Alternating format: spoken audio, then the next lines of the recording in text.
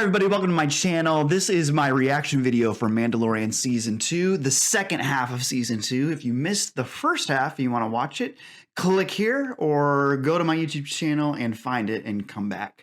Also, this is a more conversational video. So if you want fully edited videos, you can also find those on my channel. But oh boy, howdy, do we have a lot to talk about from this show.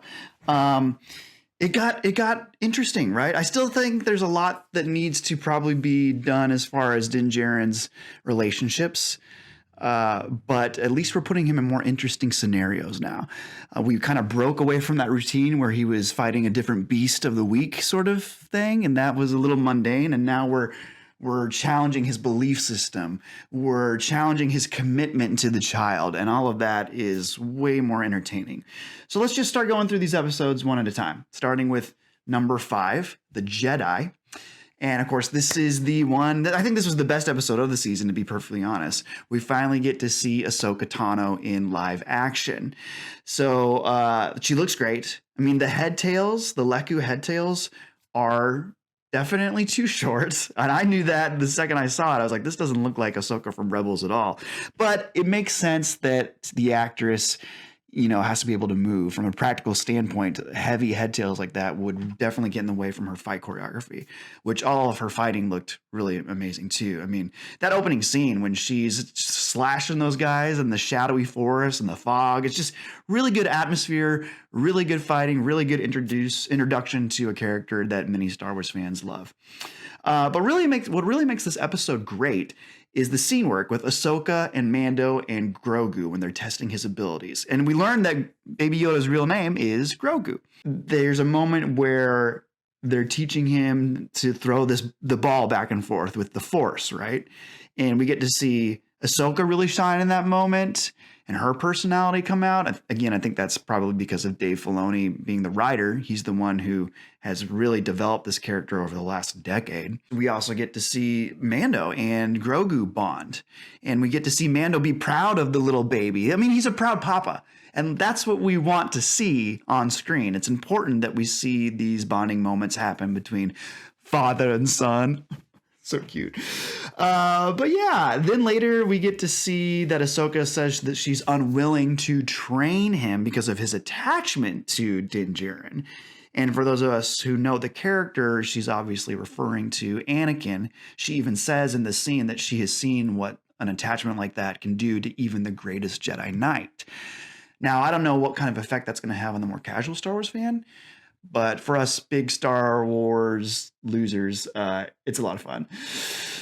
But if she doesn't want to take care of him, why is she here? Well, she's learning from the magistrate with the wonky wig where Thrawn is located. So Grand Admiral Thrawn has a huge backstory in the expanding universe and so on. I'm not going to get into any of all that right now, but this is clearly setting up Ahsoka for her own Disney Plus series, which is fine, I guess. So the next episode is called The Tragedy, where we get to see the legit return of Boba Fett, and we get to see baby Grogu stolen from the Empire.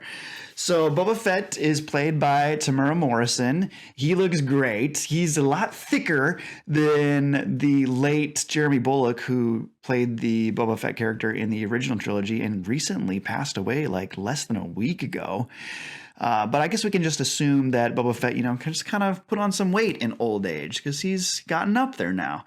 I do wish that he would get rid of the black cloak robes underneath the armor and go back to the gray khaki stuff the jumpsuit that he wore back in the original trilogy. I mean, that's what I think of when I think of Boba Fett. That's how my Boba Fett looks, and I miss that. But we get to learn a little bit more about his backstory and Jango's backstory. He even repeats the line from Attack of the Clones where he says, "I'm just a simple man trying to make my way in the universe." It's a good line.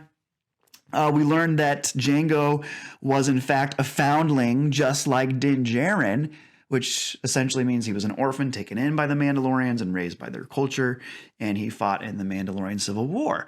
So this is all good stuff. Fennec is back from season 1 because, of course, nobody ever dies in this universe.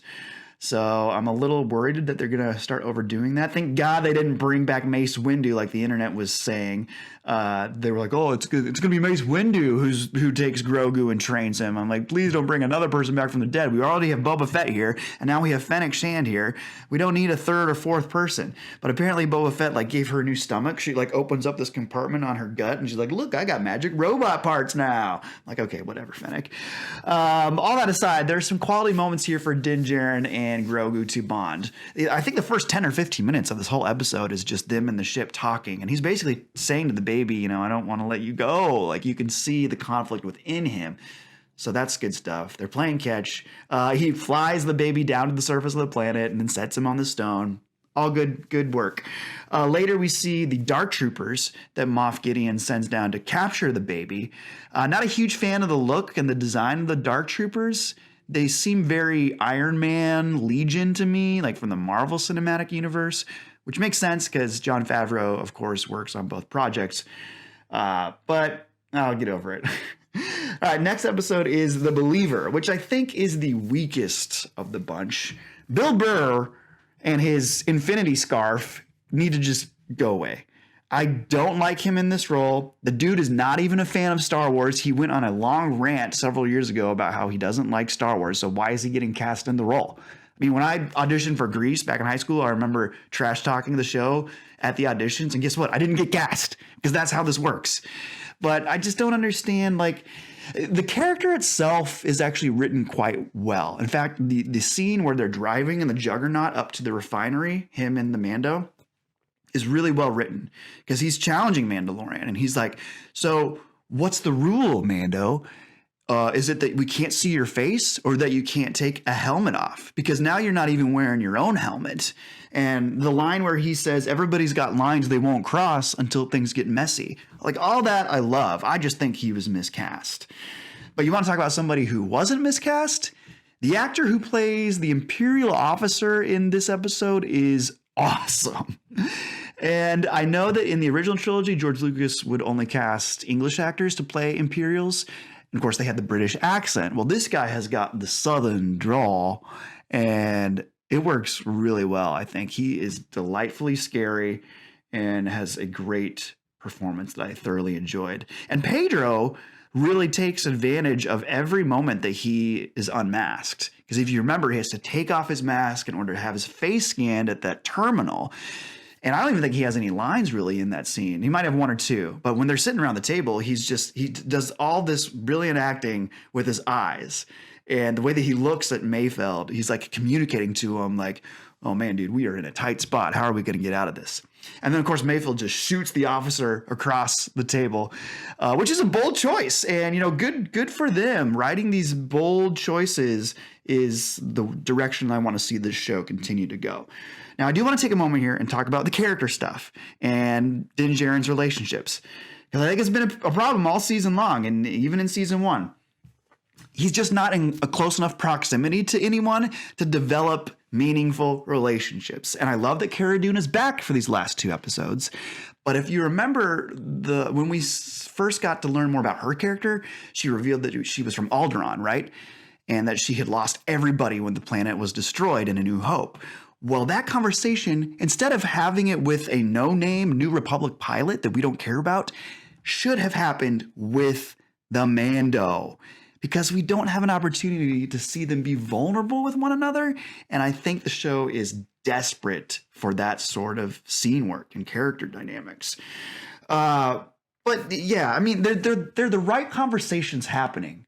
They're just not happening with the right characters. But let's keep moving. The finale. The last episode of the season is called The Rescue. Mando enlists Bo-Katan and her Mando sidekick with the chick with the braids. The Mando dude is somehow absent, and they don't really even explain that, which is a little odd. And Katie Sackhoff is just not doing it for me here. I mean, I feel like she's really forcing this I'm tough kind of thing. And Fennec has a moment like this at the end of this episode as well. But at one point, Bo-Katan raises her hand and she does some, I don't know what it is, but the hand acting comes across very contrived. It's like, just don't play that you're tough. Just be a tough warrior. You know, you don't need to force it. It's okay. You got it. Din Djarin defeats Moff Gideon on his ship, takes the Darksaber. And I'm not a fan of this Darksaber nonsense. Of course, Bo-Katan wants the Darksaber back. And in order for her to get it, she has to defeat the owner of the Darksaber. Well, now Mando is the owner of the Darksaber. And he's just like, okay, I yield, here you go. But the show is trying to tell us that that doesn't count, which to me just seems like an artificial way to produce conflict. Like, you know that I want conflict in these stories. Conflict equals drama, but don't manufacture it in a way that doesn't make sense. Because if Mando is forfeiting the challenge, then he loses. Like, a forfeit is a loss. So he should just be able to give her the Darksaber. Whatever. Okay, the big reveal is that Luke Skywalker is the Jedi that's come to train baby Grogu. And R2 is back. Yay. I loved it. I mean, it was just good to see Luke back being Luke Skywalker and doing the things that Luke Skywalker should be doing. He does look a little strange because they, of course, recreated Mark Hamill's face from Return of the Jedi days, so it's all digitally done. I still think Grand Moff Tarkin is the best recreation done in a new Disney era film back in Rogue One. I don't know what it is. Like, your brain knows that it's not real. And for me, this time, what really stuck out was his mouth and the way that it sunk or synced with the audio. There was something about the mouth and the audio that just wasn't working for me. The big question now, though, is like, will we follow Luke and Grogu? Or are we not going to see them anymore? Because if they're going to continue to digitally keep a Luke in this show, that's going to cost some bucks. So I don't think we're going to see them much. And then if we don't, can the show continue to be successful without Baby Yoda? I mean, this guy, as cute as he is, he's what's made that show. If he's gone, I don't know what's going to happen. And then what happened to him between now and The Force Awakens? Because he sure ain't around in the sequel trilogy. Will they address this stuff? I don't know. Then we get a tease for the upcoming Boba Fett series called The Book of Boba Fett. He and Fennec walk into Jabba's palace, and apparently Bib Fortuna is still alive. I don't know how he survived the sail barge explosion. And then, oh no, wait, he's dead, because Fennec just shoots him immediately, and Boba Fett takes over Jabba's old throne. So I am reserving judgment on any of this story until I get to see more of it, but I am cautiously intrigued. At least they're taking risks. Because season 1, other than the big risk of Baby Yoda, because that could have failed, we really didn't have any risks in season 1. Luckily, it paid off handsomely. But throughout the rest of the series and until the latter half of season 2, when we brought in Ahsoka and Boba Fett and Luke Skywalker, we haven't really taken big risks. Now I think we're starting to get there, and I certainly appreciate that. Finally, I'll just end by saying kudos to Pedro Pascal. Because in the end of this episode, when he says goodbye to baby Grogu, it's just really well acted, well executed. And, you know, you feel something. Like when baby Grogu is pulling on his pant leg and you're like, this is goodbye. You see it in his eyes.